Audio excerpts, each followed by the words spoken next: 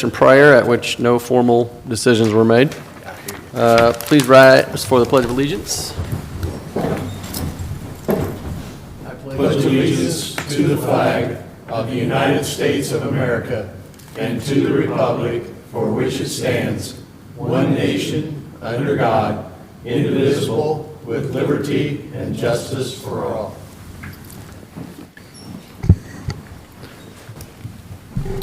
All right, first item on the agenda tonight is approval of the minutes from the April 17th meeting. Anyone have any questions or want to make a motion to approve those minutes? I make a motion we approve the minutes. Second that motion. Motion made by Bill, seconded by Jim to approve the minutes. If there are no other questions, all in favor signify by saying aye. Aye. Any opposed? Thank you. Next item on the agenda is the IT surplus. Seth Bird will address the board. Hey, Seth. Okay, basically, telecom department has some obsolete items, equipment that we have pulled from service and replaced with either upgraded or newer generation equipment. We'd like to have those items declared surplus with the ability to either recycle. Oh, sorry. Start over again. I don't think the microphone. May not be on. Okay, you're fine. They've got to record it. Yeah, we got to adjust it. Yeah. Oh, the on switch, okay. All right, Seth. Now you're good. Let me go ahead and start again. Yeah, that'd be fine. Not We a don't problem. mind.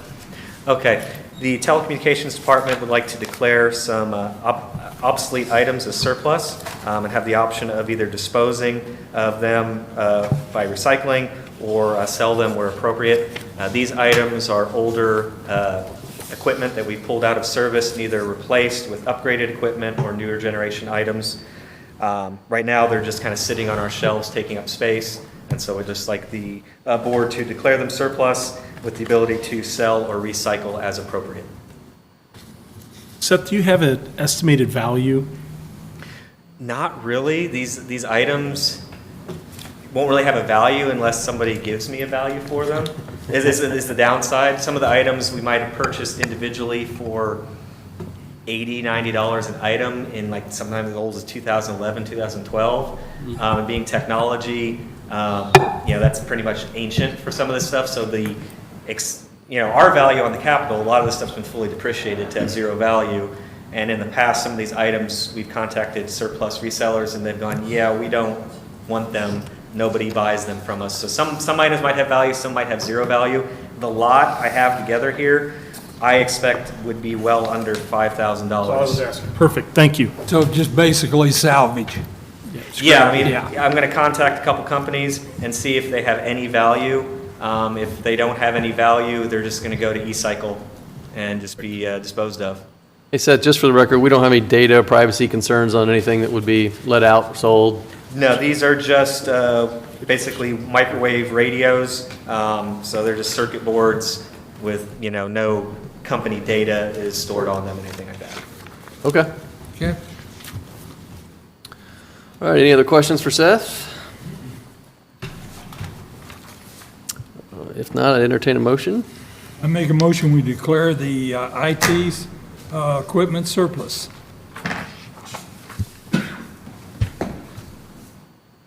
Got a second on that one? Second. Do we need to Yes, modify please. that? Yes, please. If you don't tell him what is written, it doesn't give him permission to move forward with it, declaring it and then allowing him to know what to do next. All right, we'll make a motion that I move to declare the list of telecom items as surplus and allow the department to sell or recycle as appropriate. There we go. Second. Is that good? That's good. Perfect. Motion made by Bill, seconded by Aaron, to approve the action on the IT surplus item. All in favor signify by saying aye. Aye. Any opposed? All right, thank you, Seth. Thank you. Next item on the agenda is wastewater clothing policy change. Mr. Ottinger, addressing the board. How you doing tonight? Good, thank you. Our current clothing policy allows for only high visibility vests. We'd like to amend the policy to allow for high-visibility T-shirts to be worn by our crews when performing utility functions where flame retardant or FR apparel is not necessary. These functions would include but not limited to flushing hydrants, daily maintenance of water and wastewater system where there's no energized electrical equipment or there's no danger of a fire or a flash, arc flash. Or also maintaining outdoor facilities, mowing, stuff like that. Anytime an employee is performing a utility function where the potential is for a fire, arc flash, FR equipment must be worn, must be kept with them in the vehicles, just like any personal protection equipment, hard hat, safety glasses, anything like that. It would be part of that policy. So this will just allow for if guys are working water main break like we recently had, and the temperatures are climbing, they can wear high visibility, be seen better by traffic, be safer in the traffic, and also be cooler and allow for lack of heat stroke and allow for heat safety.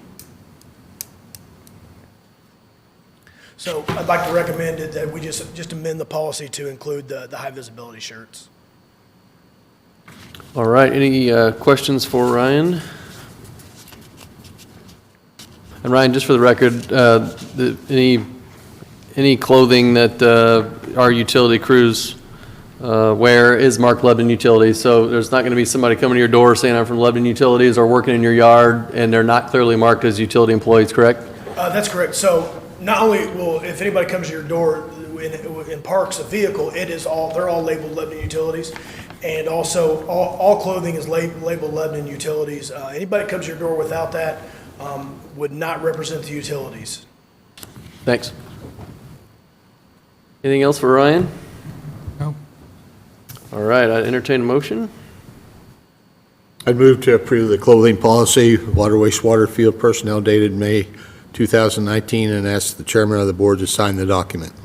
Second. Motion by Jim, seconded by Dan to approve the water wastewater clothing policy change. Any other questions or discussion? All in favor signify by saying aye. Aye. Any opposed? Thank you, Ryan. Next item, I believe you stay up, wastewater treatment plant engineering amendment number 1. Yeah, so I do have Bob Holden from Westler here. He is the engineer on this, so he'll be able to answer a lot more questions than I'll be able to. This project started before I was in this role, so I wanted him here just to make sure that all the questions are answered. But basically, on the project, to reduce the cost of this project and stay within the bond funds available, we have worked with Westler Engineering and Thieneman Construction to redesign the clarifier area. The amendment originally the plans called for two 75-foot clarifiers. So we've amended that to do away with both of the 75-foot and put one 90-foot secondary clarifier in. This brings everything within the bond, and in doing so, there was a charge obviously to reconfigure that, and so that's what I'm coming with on this amendment. And I can, if you have any questions on the engineering side of that, I would prefer Bob answer those so I can so we can get it right. He explained it to me, and so I do understand it, but understanding it and being able to explain it are sometimes two different things. Bob, you have anything you want to add, or anybody have any questions for Bob? Gentlemen, the $40,000 in question is simply the redesign of the clarifier from 2 tanks to 1 tank. It was a larger diameter tank, and so a large part of the $40,000 is the structural engineering fee associated with that tank redesign. There were some piping modifications, et cetera, that comprised the rest of the amount.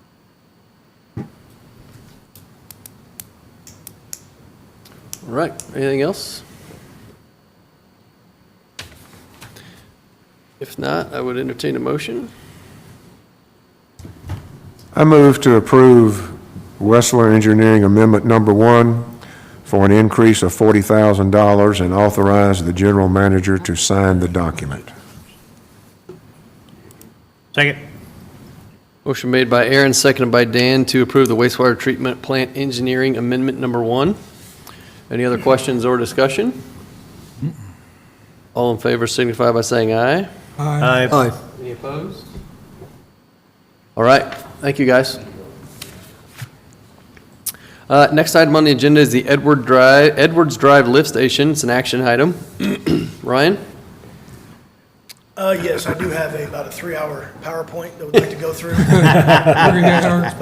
Just under 150 slides, so we'll take our time and go through this. No, just real quick, I have some information on the needs of the Edwards Drive Lift Station and a little bit of background on it.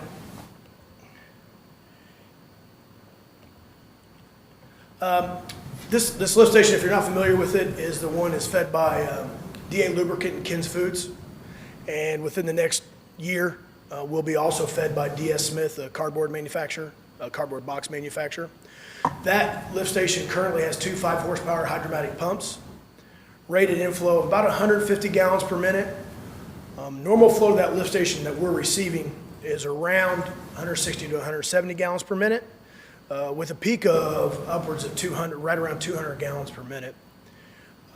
Like I said, it is fed by Ken's and DA Lubricant, will be fed by DS Smith, and also Ken's plans on, I think, more than one expansion within the next 5 years. So clearly the flow will not be decreasing, will be increasing. What we'd like to do is upgrade from 5 horsepower to 15 horsepower pumps to accommodate the flow. These would also be chopper pumps, and chopper pumps are just beefed up. They have a different impeller on them to allow the process, and it keeps them from binding up, saves us on overtime calls sometimes when we get a large load that gets sent through the lift station. This will also upgrade the pump base from a 3-inch to a 4-inch. Upsize all the electrical breakers, starters, and wiring to accommodate these pumps.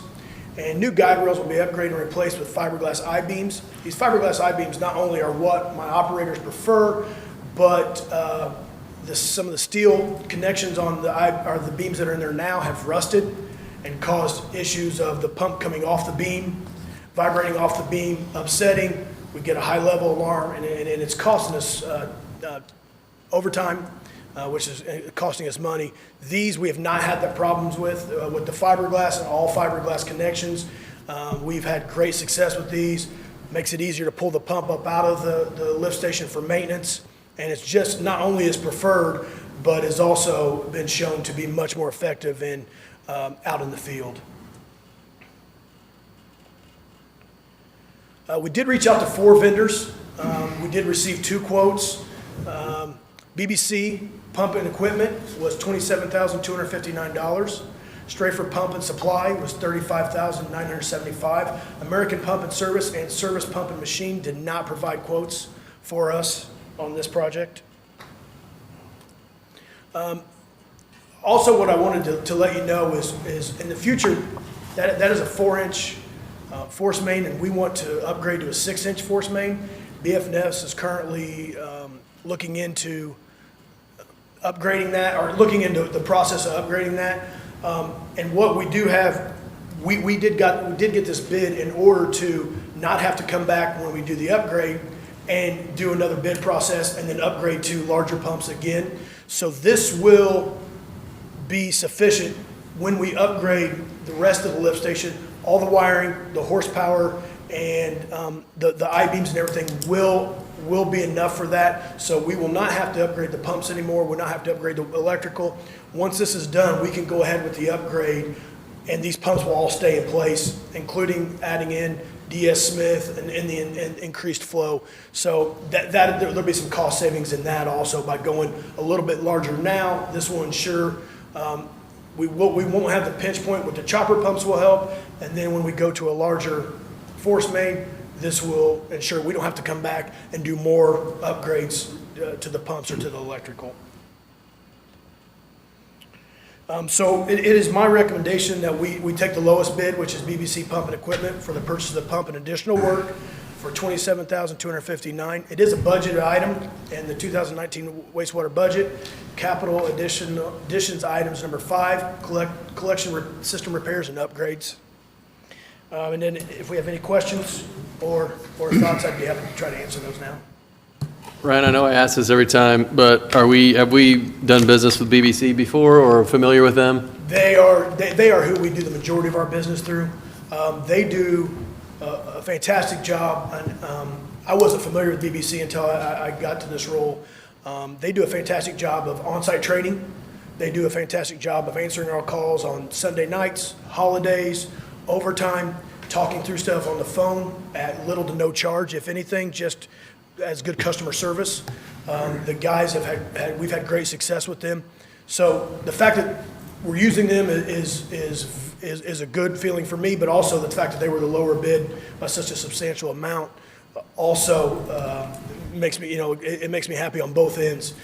They would be who, if I didn't even know the price and you wanted a recommendation based on my field guys, they would be who I would recommend on any service. So yeah, they come highly recommended from Bobby Taylor, who's been here for 40 years, and his field crew. They have nothing but good things to say about BBC. BBC has a good reputation, yes. Yes, Good. sir. All right, good to hear. Thanks. Any other questions for Ryan? All right, if not, I'd entertain a motion on item 7. I make a motion, we authorize General Manager Basquel to accept the quote from BBC Pump and Equipment in the amount of $27,259 for upsizing the pumps and associated items. Second. Okay. Motion made by Bill, seconded by Aaron to approve the Edwards Drive Lift Station project. Any other questions or discussion? All right. All in favor signify by saying aye. Aye. Any opposed? Thank you, Ryan. Thank you. Next item is approval of claims. Anyone have questions or comments about the claims? Move we approve the claims. Second. Motion by Dan, seconded by Jim to approve the claims. All in favor signify by saying aye. Aye. Any opposed? Motion carries. Next item is other business that may come before the board. Actually, we have one addition in there. Oh, I'm sorry, I looked at the wrong sheet. No, they just Ed? don't match. Okay. I guess I'll call Yeah. Ryan to handle this, but one thing I'm starting to do at board meetings is, we're a team, we have a lot of very valuable employees, and when they get a very difficult certification to attain in their profession, that, I like them to be recognized. I've been to a lot of city council meetings, and they recognize their firefighters when they graduate firefighter school, and they recognize the police, and Ryan has a certification for somebody on his staff he wants to tell us about, so I'll bring Ryan. I'm sorry. Oh, no, you're fine. Yeah, we had two gentlemen in our department, and two different departments received certification. One of them's here. Travis Brown is not here. He did receive his municipal wastewater class 1 and industrial wastewater class A certification. He had dinner with his mother-in-law. He had plans for dinner with the mother-in-law tonight, so I thought that was probably his best bet to go there. I don't want to, he may not receive any more certifications if he skips that. So Travis is also certified in water distribution, and is actually moving over to the water treatment plant to try to obtain water treatment certifications. He is a very bright and upcoming employee that we have, and so I just wanted to acknowledge his effort in that. And then also Cameron Kearney's here. You can stand up. Cameron has obtained his Class 1 wastewater collection system operator certifications, and so I just want to let him know Cameron does a great job out in the field. Cameron also does a great job. He's very involved in our GIS for the wastewater collections, and this certification, you have to wait. Is there a time frame that you have to wait on this? You have to be here for a year. So he was able to pass his test, which is, those tests are not easy. I've taken a few, and the success rate is well below 50%. And the state tests hover around 25 to 30% in water and wastewater. So for us to have multiple guys certified, multiple guys like Cameron that are not only wanting to do it, but eager to do it. We're very proud of these guys, and I just want to tell him congratulations and just let you guys know of the kind of progress that the employees are making. Excellent. Great job, Cameron. Yeah, good Job. Thanks. Matt got you a little TV time, too. Cameron? Yeah, that's the idea. Good job. All right, now I guess we're to any other business that comes before the board. I have a short presentation for the board. Right, yep. Give me a chance to get down there.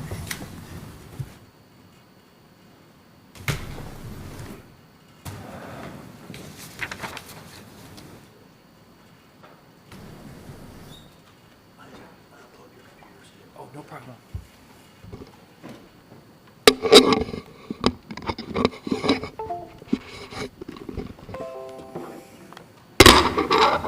Give me just a sec here. Should play the traveling music.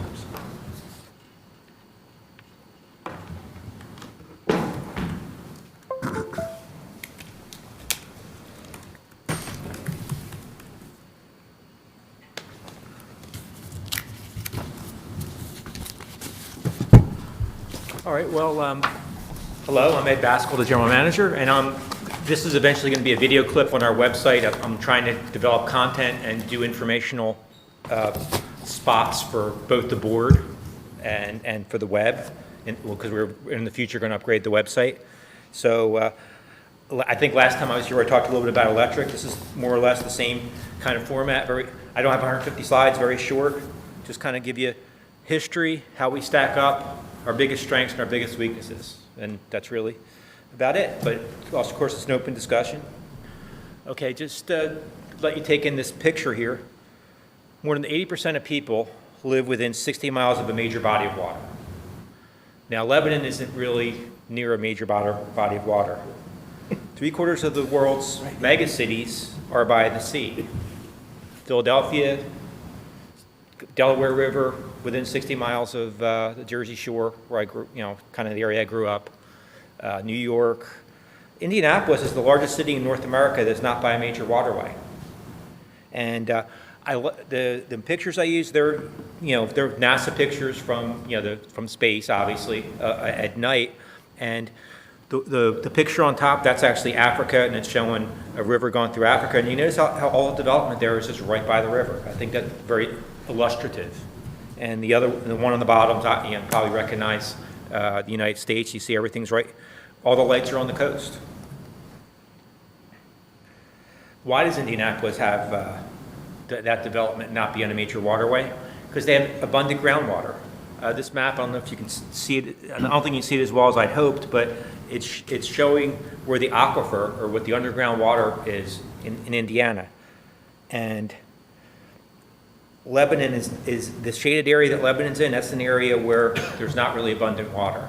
So that's a challenge we have in Lebanon, because we don't have the water supply, the aquifer they do in Indianapolis. If we had the water in Indianapolis, we'd probably be the big city, and Indianapolis would be the suburban community around us, because development happens around water and wastewater, around waterways. Still, our water costs are cheaper than a lot of the nearby cities. This is out of one of our prior presentations. I just pulled it up. You can see our rates, they're lower than some of our neighboring communities. But overall, our biggest strength is our people. We have a really good staff. You've seen some of them here. Ryan did a great job presenting. We have people getting qualified. Cameron and Travis just getting their certifications. Our city is a really good partner with us. They're working on a comprehensive plan centered on the needs of Lebanon. So we're involved in that, and they're being a good team player, and we talk to them frequently. We're in the same building. So our biggest strength is our people. We're working on a capital plan.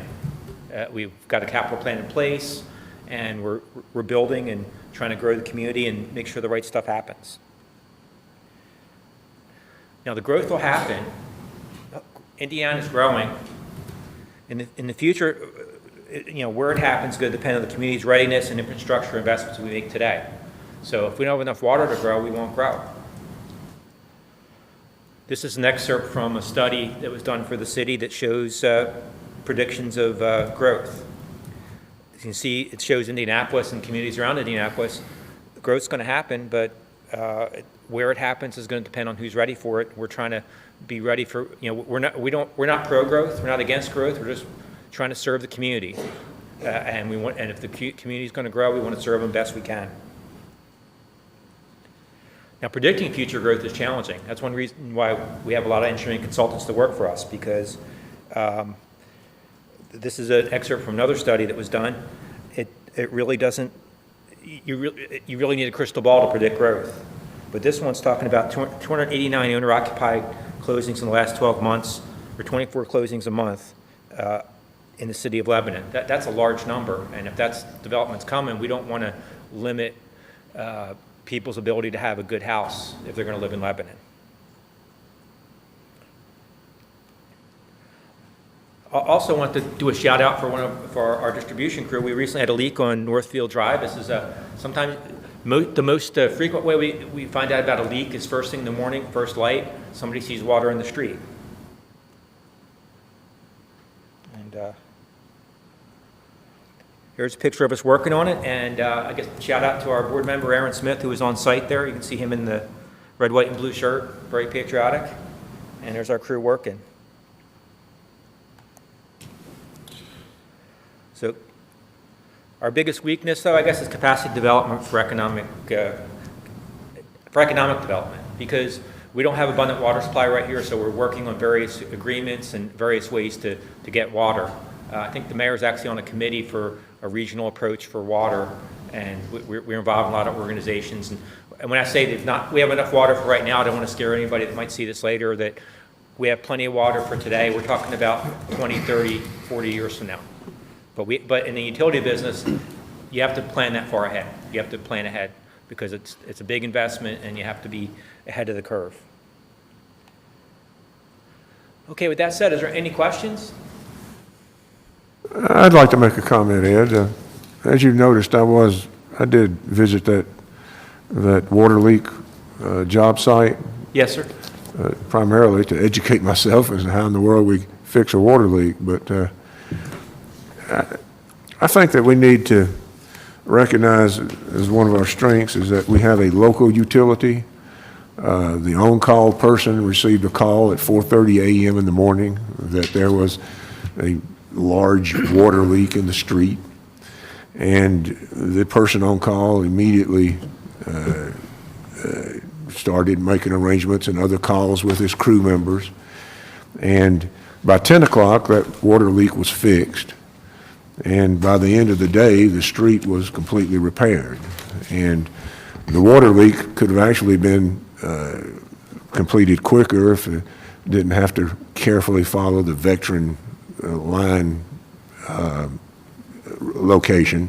Yeah. But I just want to emphasize that one of our strengths is a local utility where we can have such a fine and immediate response like that from very qualified and knowledgeable and physically strong individuals. So I just wanted to add to that. Yeah, thank you for that. And that's a great point. And having a locally controlled utility means that somebody's not getting the call at 4:30 and jumping in a truck out of Indianapolis, taking 20 or 30 minutes to drive here, driving back somewhere else for parts.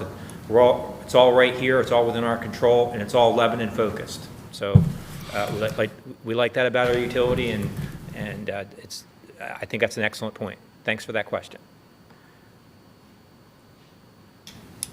All right, that concludes my presentation. If there's no Great, thank you, Ed. Thanks, Aaron. Any public comment tonight? Questions? I'd like to make a comment. I want to thank Ryan Ottinger and Bobby Taylor and Cameron Kearney and J.D. Hammerly for their tour that they gave me on April the 24th. We visited 3 lift stations, and my level of knowledge from lift stations went from 0 to 15%. It would have gone higher if I was a better student, I think, but I certainly do appreciate that. And also, Ryan and Ron Holloman and John Lasley undertook to increase on April the 25th, my knowledge of the wastewater treatment plant and a really super tour there. So you hear how we have, one of our strengths is our people. We just had that presented, and it was ably demonstrated to me on 2 consecutive days, and I appreciate it. Great. Thank you, Aaron. Anything else tonight? All right, looks like next board meeting is Wednesday, June 5th, 5 PM. If there's nothing else, I would entertain a motion to adjourn. I make a motion, we adjourn? Second? Motion by Bill, seconded by Aaron to adjourn. All in favor signify by saying aye. Aye. None opposed? Thank you. We stand adjourned.